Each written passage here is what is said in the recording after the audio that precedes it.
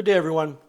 Way back at the beginning of Unit 2, which is electric and magnetic forces and fields, we spent a lot of time in the first day dealing with the difference between insulators and conductors, talking about where we find charges within matter, namely that electrons are found on the outside of atoms where we can very easily move them around from object to object, whereas protons, which contain positive charge, are found deep within the nuclei of atoms, and we can't move them around.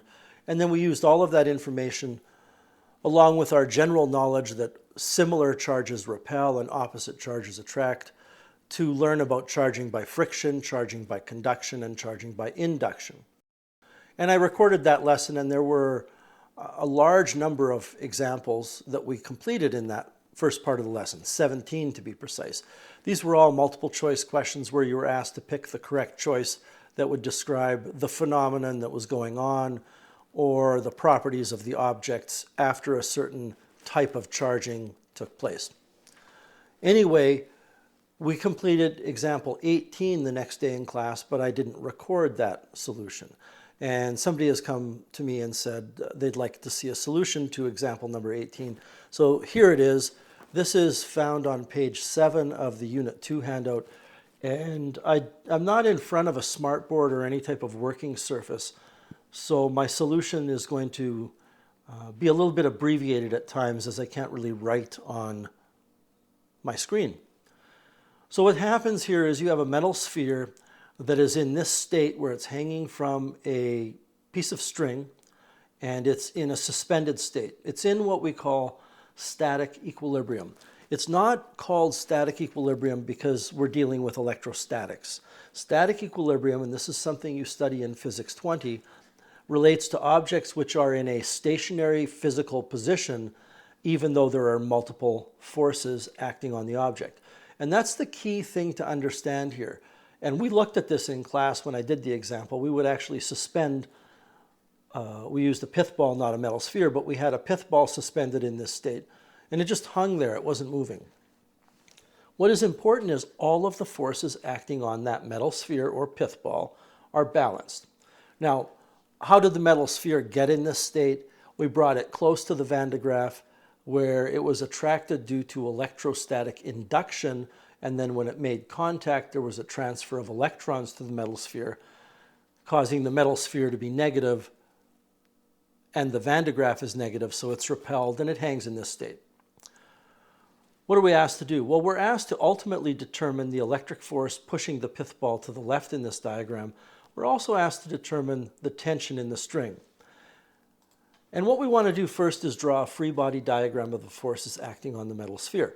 Now, I will point out to everybody that you might be tempted to try to solve this problem, namely to find the electric force on the metal sphere, by maybe using a formula, and you're not going to do that. What you are going to do is use just general basic understanding of forces from Physics 20 and trigonometry to answer this question. So the first thing you're asked to do is draw a free body diagram. I'm going to distinguish between what I refer to in class as a free body diagram and a vector diagram, and I will get to the difference between them in a second. But a free body diagram shows all of the forces acting on an object.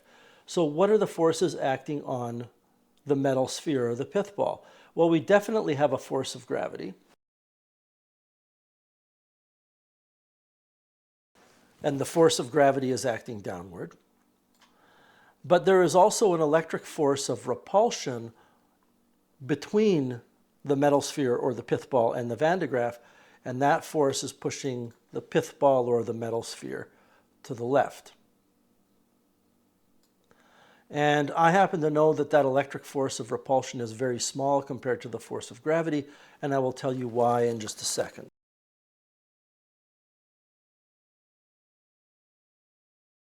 When I'm looking at the angle that this is at, the pithball is hanging more towards the floor than it is towards the left. And what that tells me is that the force of gravity pulling it down is greater than the electric force pulling it to the left. If, and it's not the case, but if the metal sphere were at an angle of 45 degrees, then those two forces would have to be equal. If the metal sphere was hanging at an angle that was very, very close to being horizontal, then the electric force would have to be quite large. So that's my reasoning. Now, there is one more force acting on the metal sphere, and we talked about this in class, and I gave students in class an opportunity to think about it. And at first, nobody really had an answer, and then I said, well, if these were the only two forces acting on the metal sphere, what would happen? And if those were the only two forces acting on the metal sphere, then the metal sphere would accelerate in the direction of the sum of those two forces. If you're following along on paper, don't change your diagram, but if I added these two forces together, then the net force would be a vector that would be from here to here. And what that means is, just to go back to the free body diagram, is there has to be some other force pulling the pith ball in this direction.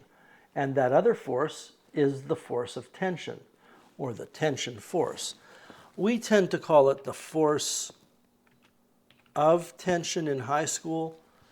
When you take physics and statics, which is what we're dealing with here, static, equilibrium, all of the forces balanced in post-secondary, your instructors will probably just call that force the tension. So that's the free body diagram. Now, what is important is you understand that all of these forces are balanced.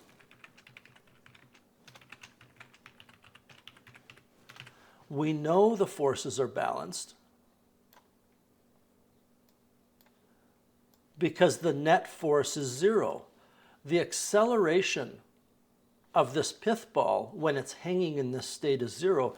And if the acceleration is zero, the net force is zero. If the net force is zero, then that's just a different way of saying that the forces are balanced. And there are a couple of ways to proceed from here.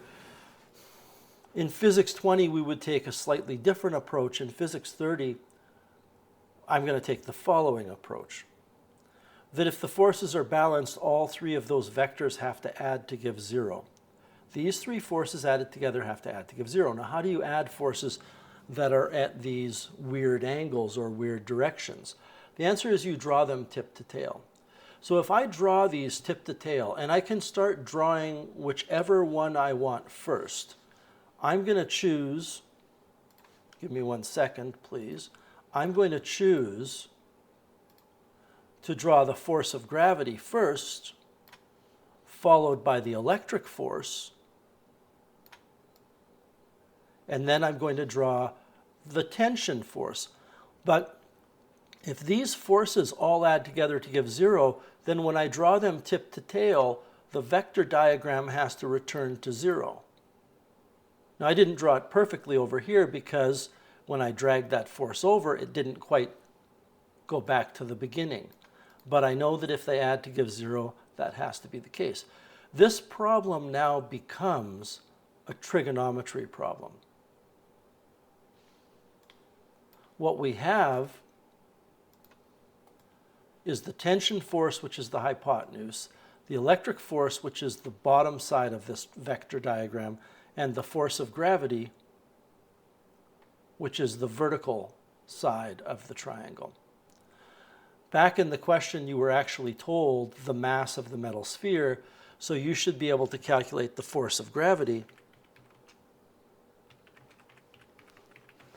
by taking the mass multiplied by the gravitational field strength.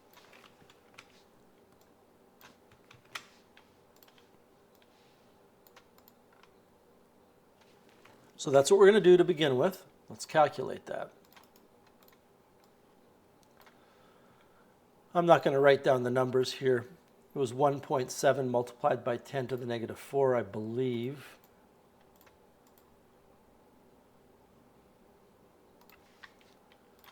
(1.7) multiplied by 10 to the negative 4. We have to multiply that by the gravitational field strength of the Earth, which is 9.81, and you get 0.001667 newtons of gravitational force.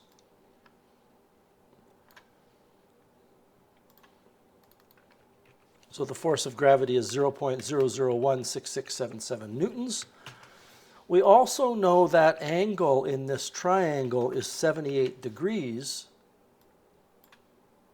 My diagram is getting a little tiny, so maybe I will just increase the view here. That's a little better. So this is the diagram we're looking at. We're not really interested in this point in time at anything else. We really don't care. We want to focus our attention on this. So what do we do with this? Well, we've got a right triangle. You should be aware, of course, that this angle between the electric force and the gravitational force is 90 degrees, so it's a right angle triangle. You know an angle, you know the opposite side to that angle, you do not know the adjacent side or the hypotenuse. So the rest of this problem is basically a Math 10 problem. If we want to find the electric force, we can take the tangent. I just want to move this over so you can see what I'm typing. The tangent of 78 degrees. And that's going to be equal to the opposite side, which is 0.0016677 newtons divided by the electric force, which is the adjacent side. So the electric force will be that 0.0016677 divided by tan of 78. Just make sure that I am in degrees, and I am. So this is the magnitude of the electric force.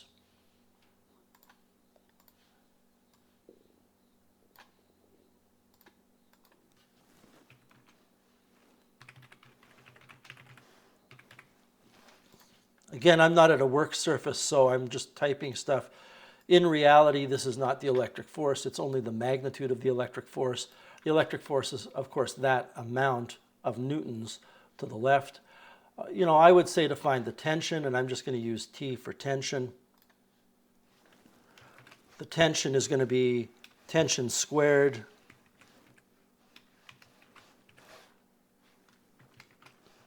equals the force of gravity squared plus the electric force squared. In other words, I'm just using the Pythagorean theorem here. Now that I know the gravitational force and I have the electric force available on my calculator, I can find the tension.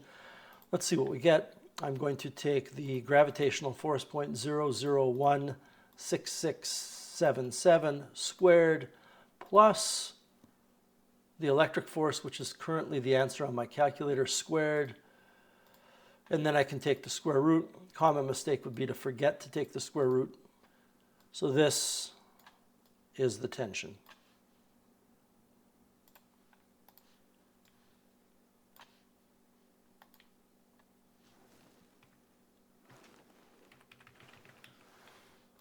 In the string, or the force of tension. And you might be looking at these and noticing that the tension is significantly larger in magnitude than the electric force.